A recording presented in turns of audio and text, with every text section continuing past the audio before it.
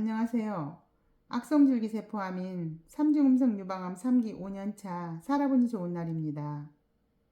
오늘 영상은 치유 과정에 음식 알러지로 인해서 힘들었던 과정을 얘기해 볼 건데요. 이건 어디까지나 제 개인의 치료와 치유 과정을 말씀드리는 거니까 보시고 판단은 각자 알아서 하시고, 모든 사람이 다 그런 것은 아니므로 참고하셔서 조금이라도 도움이 됐으면 하는 바람으로 오늘 영상 시작해 볼게요. 환우님들이나 다이어트 하시는 일반인들도 고구마 좋다고 드시는 분이 많다고 알고 있는데, 저도 그 중에 한 사람이었거든요.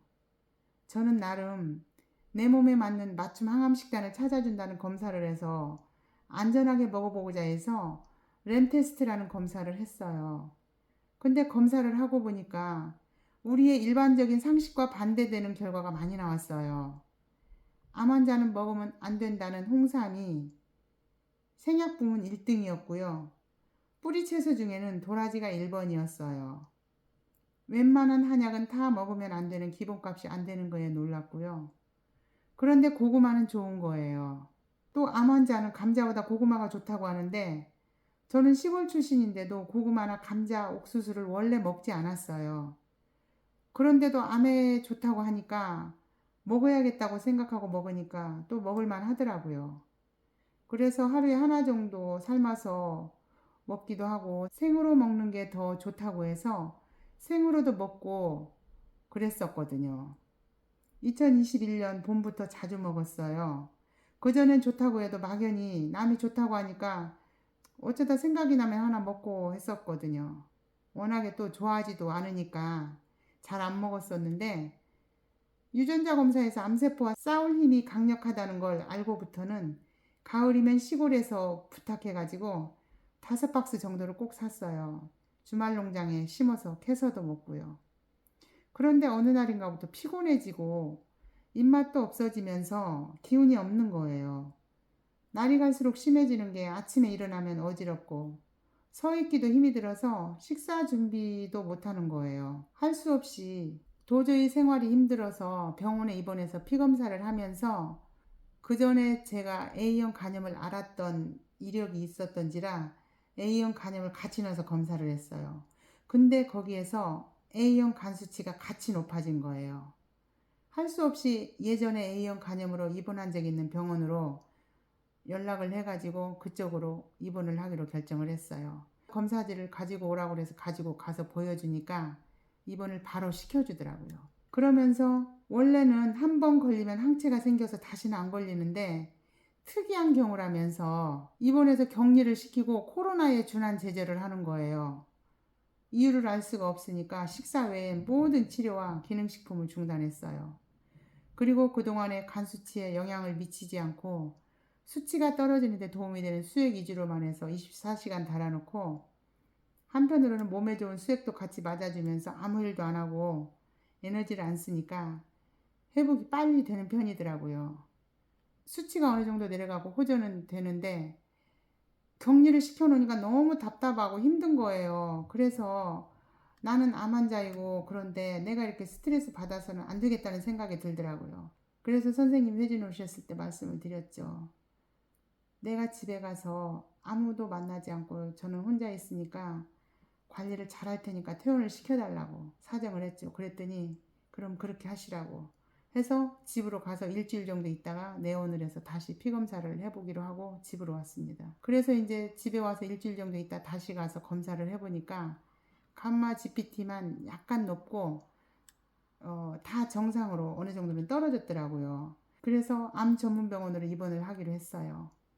혹시라도 그런 상황에 처해 있는 동안에 떨어진 면역으로 이상이 있었을까봐 집에서 제가 관리하는 건 전반적인 상태 파악이 된 후에 하는 걸로 하고, 일단은 암 전문의의 도움을 받고 상태를 지켜보면서 원인도 찾아보고 대책을 세우는 게 나을 것 같아서였어요.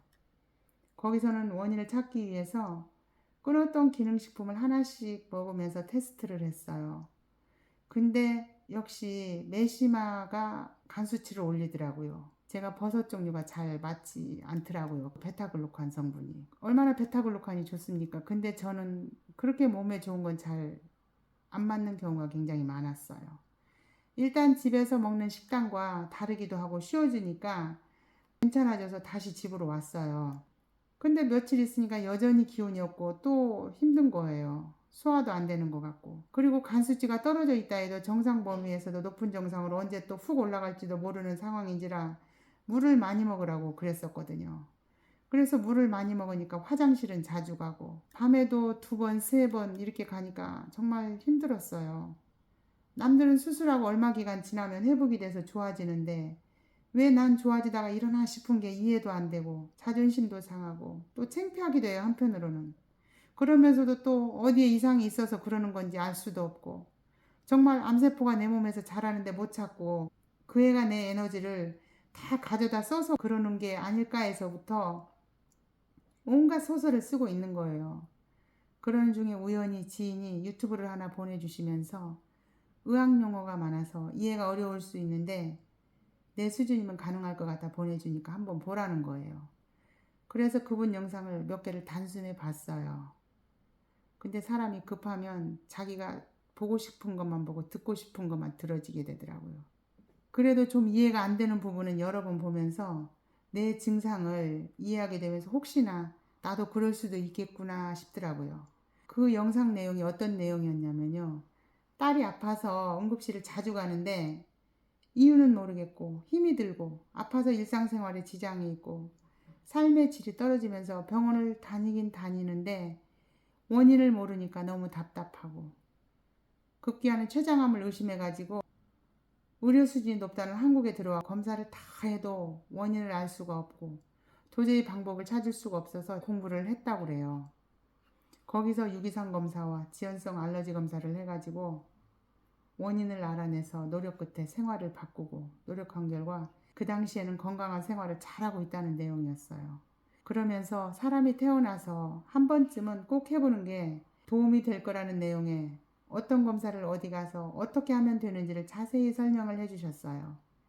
제 경우와 비슷해서 꼭 해보고도 싶었어요. 그래서 여기저기 알아본 결과 통합의학과 기능의학이 있더라고요. 근데 저는 기능의학으로 알아봤어요. 막상 알아보니까 선택해서 결정하기가 또 어렵더라고요. 그래서 아는 지인분한테 추천을 받아가지고 검사를 하기로 했어요.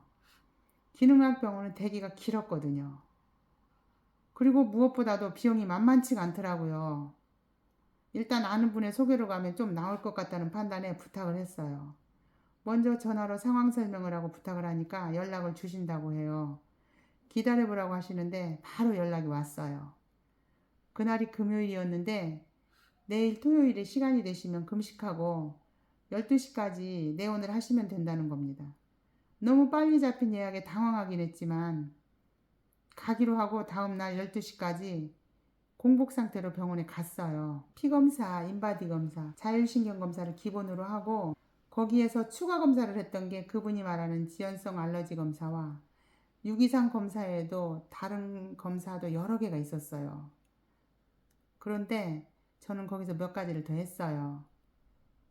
몇 가지를 더 해가지고 그 검사 결과가 나오는 게 한 달 정도 걸렸어요. 거기서 놀랍게도 유전자 검사에서 좋다는 고구마가 그래프 끝까지 가 있는 거예요. 정말 충격이었어요.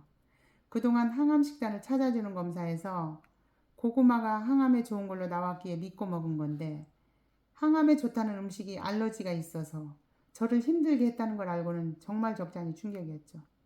남들이 암 환자에게 고구마가 좋다고 하니까 저도 좋아하진 않지만 나름 열심히 챙겨 먹었거든요.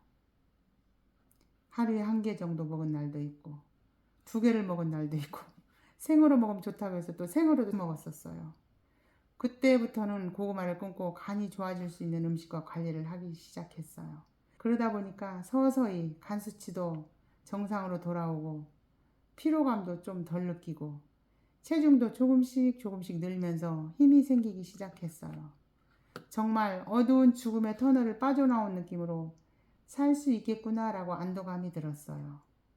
원인을 알고 나니까 자신감도 더 생기고 삶의 의욕이 생기면서 매일매일이 소중하고 감사함을 느끼면서 기쁘고 행복한 마음으로 살고 있네요.